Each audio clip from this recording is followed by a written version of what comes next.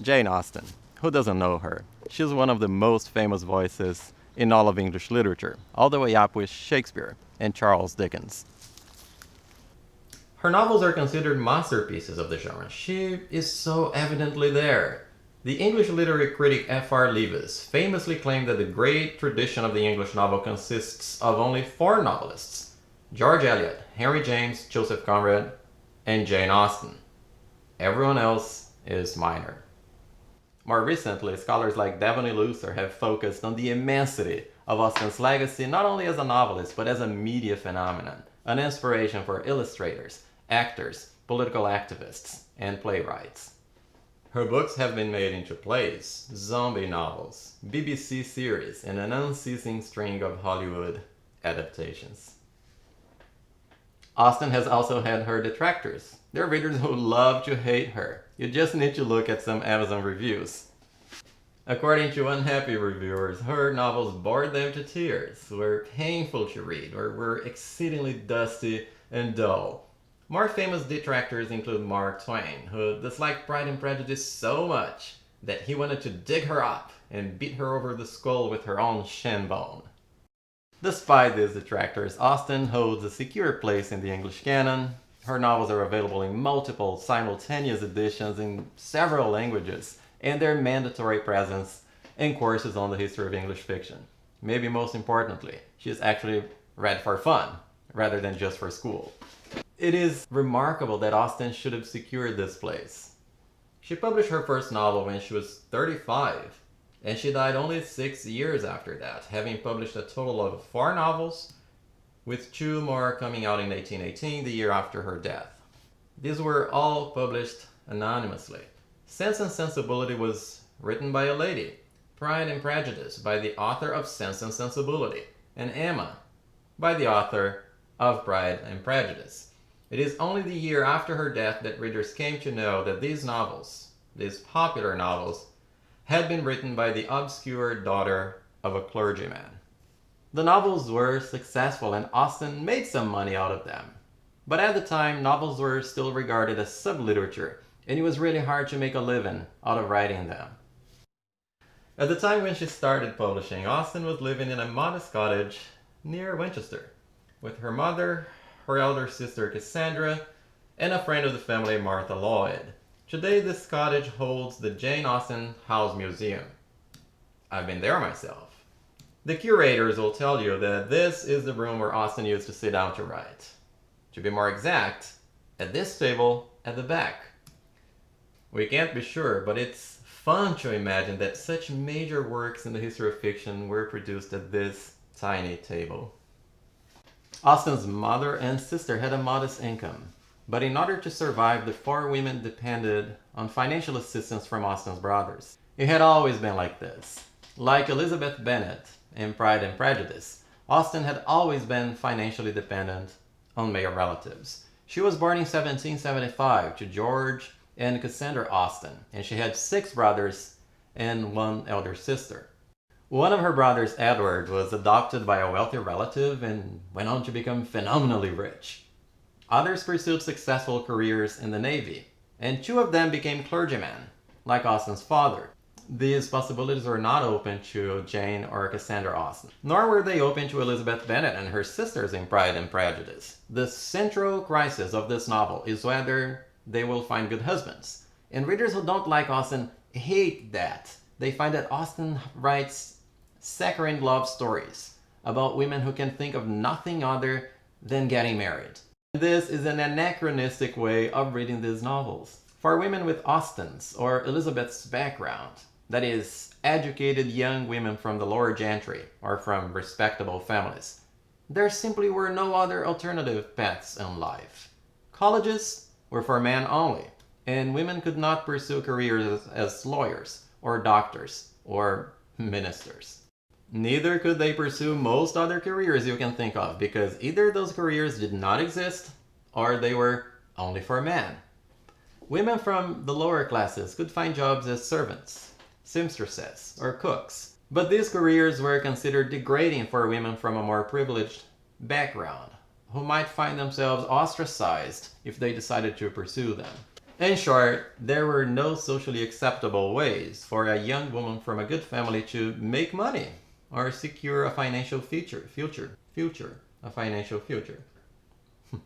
In short, there were no socially acceptable ways for a young woman from a good family to make money or secure financial stability other than getting married. Neither could women change any of this because they couldn't run for office and they were not allowed to vote, and they were seen as being adequately represented by their husbands. And if you ever wondered why we need feminism, there's your answer.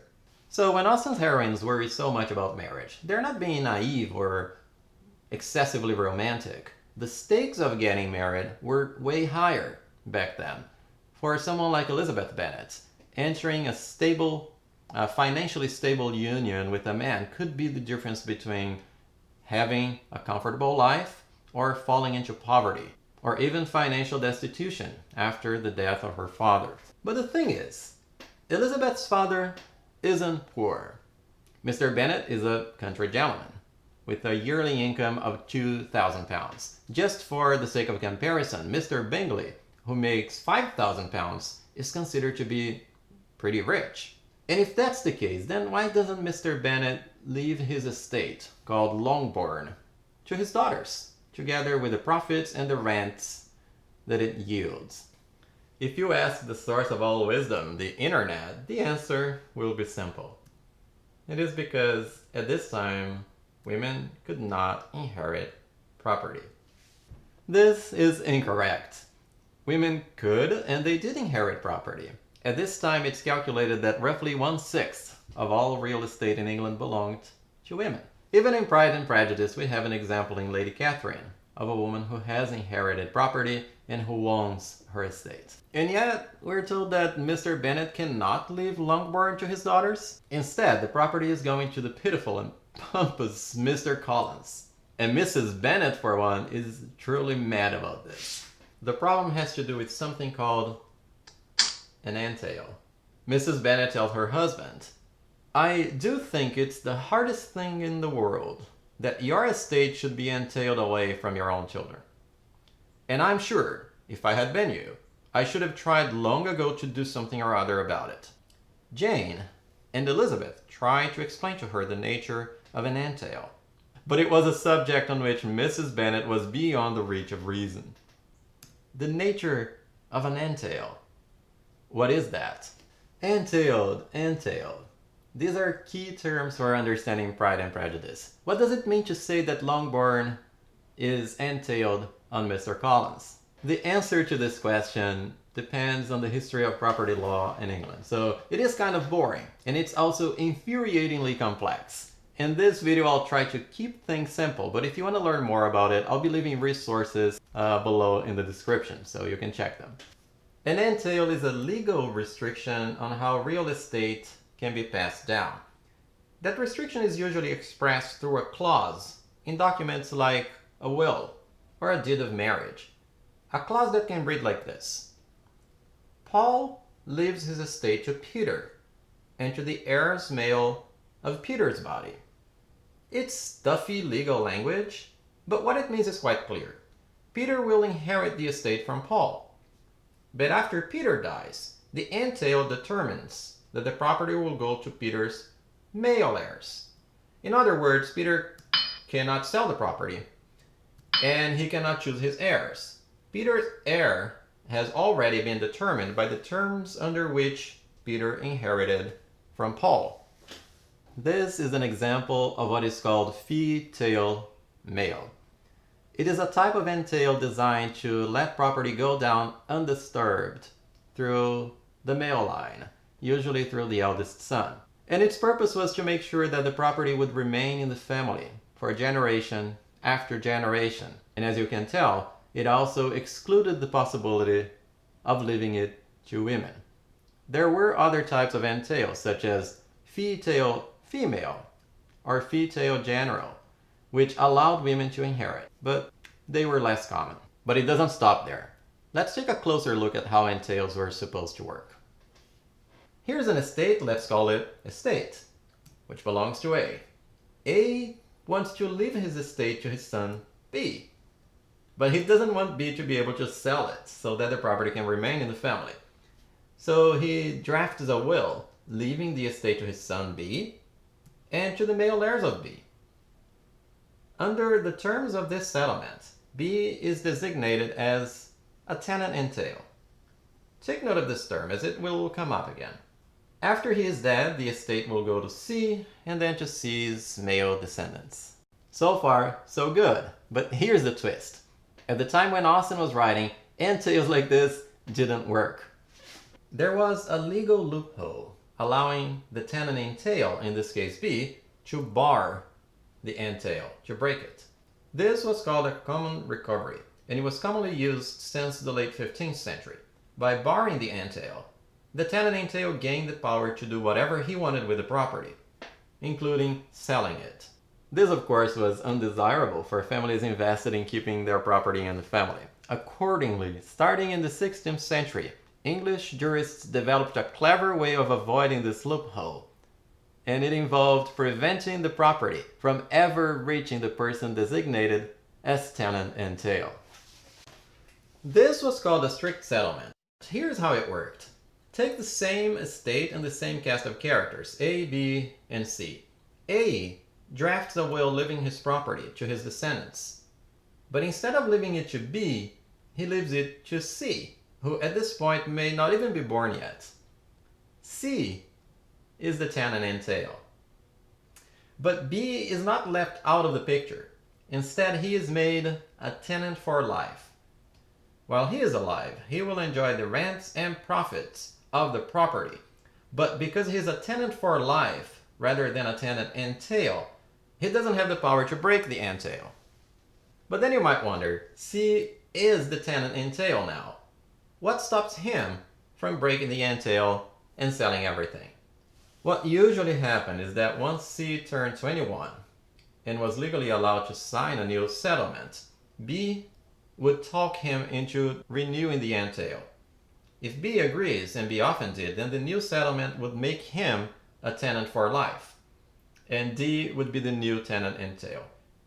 And thus, each generation would renew the terms of the strict settlement, and the property would never reach the tenant entail. As far as Pride and Prejudice is concerned, the strict settlement has two important consequences. One, because Longborn is entailed on the male heirs, that excludes the women in the family. And then two, under the terms of the strict settlement, renewing the entail is optional. B and C may decide to not do that. In that case, C will have the power as tenant entail to bar the entail. And this would give him the ability to choose his heirs, which in turn would make women potential heirs. This is what's going on with Longborn. The estate was left to Mr. Bennet for life, with a remainder entail to the heirs male of his body. Again, this is stuffy legal language, but by now you'll know what it means. Longborn was left to Mr. Bennet for life, which makes him a tenant for life. He cannot sell Longborn, he cannot choose heirs, and he cannot bar the entail. And then there is a remainder entail to his male heirs. If he had a son, then this son would be the tenant entail, with the power to bar the entail. And then when young Mr. Bennet, had he existed, turned 21, Mr. Bennet would sit down with him to discuss whether to sign a new settlement, renewing the entail, or whether to break the entail. As it happens, the novel tells us what Mr. Bennet was intending to do. He intended to bar the entail. Here's what the narrator says. When first Mr. Bennet had married, economy was held to be perfectly useless, for of course they were to have a son. The son was to join in cutting off the entail as soon as he should be of age, and the widow and younger children would by that means be provided for. But the Bennets never had a son. Instead, they had 5 daughters, and this plan went nowhere.